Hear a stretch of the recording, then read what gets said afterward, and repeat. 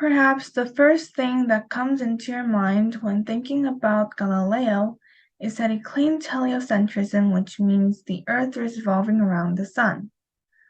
But did you know that Galileo was the one to discover the isochronism of a pendulum? While Galileo attended a mass at the Cathedral of Pisa, he noticed a chandelier swaying overhead, moving to and fro like a pendulum.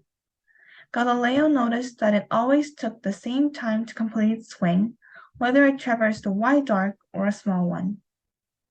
This very principle is called the isochronism of a pendulum. The oscillation period of pendulums of equal length is constant, no matter how big the swing is. Even Galileo was surprised by this fact. How could a big swing and a little swing take the same amount of time? When the pendulum makes a big swing, it not only travels farther, but it also moves faster. The two effects balance out to make every swing last the equal amount of time. The formula for the period of a simple pendulum is t equals 2 pi times the root of L over g. T, g, and L each stands for the period of a simple pendulum, gravitational acceleration, and the length of the pendulum.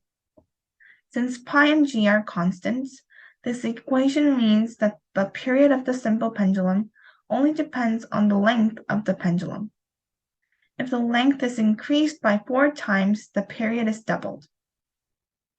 Doing an experiment will help you understand better. Now you will see a pendulum of a length of 25 centimeters. A big swing of this pendulum takes a second. A relatively small swing of this pendulum also lasts for a second. A pendulum of a length of 12.5 centimeters takes 0.7 seconds for a swing, whether the swing is big or small. 0.7 is approximately a square root of 1/2. Now let's look at the pendulum's movement in terms of energy. Kinetic energy is the energy of motion, and gravitational potential energy is the energy of location. At the top of the pendulum swing, the pendulum possesses its maximum potential energy and zero kinetic energy. At the very bottom of the swing, it possesses its minimum potential energy and its maximum kinetic energy. As these two forms of energy interchange again and again, the total mechanical energy, which is the sum of potential and kinetic energy, is constant. We can learn from here that the total energy is conserved, which is called the law of conservation of energy. Double pendulum is a pendulum with another pendulum attached to its end.